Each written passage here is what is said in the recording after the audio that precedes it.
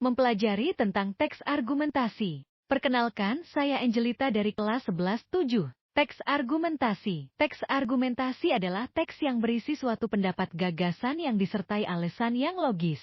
Menemukan kalimat fakta dan kalimat opini yang digunakan dalam teks argumentasi. Fakta adalah hal yang berupa kenyataan sesuatu yang benar-benar ada dan terjadi. Fakta hanya berdasarkan atas kebenaran dan tidak menggunakan asumsi belakang. Ciri-ciri fakta. 1. Dapat dibuktikan kebenarannya. 2. Berisi data-data yang bersifat kuantitatif dan kualitatif. Kuantitatif sama dengan angka atau hitung-hitungan. Kualitatif sama dengan menggunakan kalimat pernyataan.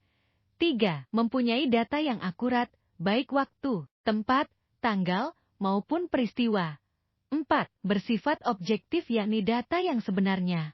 5. Biasanya dapat menjawab pertanyaan 5W tambah 1H. 6. Informasi berasal dari kejadian yang sebenarnya. Contoh kalimat fakta sebagai berikut. 1. Salah satu daerah penghasil beras terbesar di Pulau Jawa adalah Jawa Barat. 2.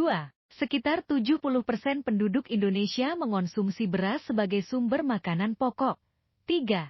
Sagu dikonsumsi oleh masyarakat di wilayah Papua dan sebagian Maluku. Opini adalah pendapat atau pikiran seseorang yang belum benar karena tidak atau belum ada bukti kebenarannya. Ciri-ciri opini. 1.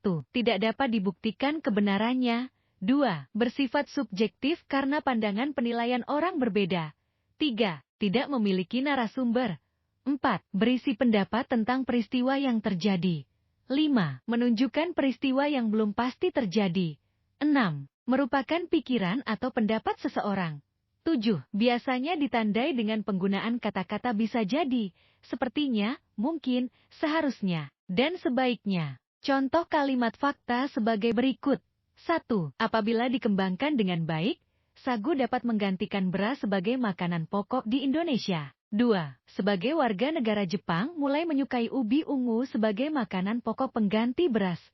3. Jika kemungkinan, dalam waktu dekat Indonesia bisa mengekspor umbi ke beberapa negara di Eropa. Ide pokok adalah rancangan pokok yang tersusun di dalam pikiran gagasan atau merupakan suatu pikiran utama dari sebuah paragraf. Fungsi untuk pembaca, agar mengetahui inti permasalahan dalam sebuah paragraf. Fungsi untuk penulis, untuk memudahkan menyusun teks. Pola pengembangan paragraf. 1.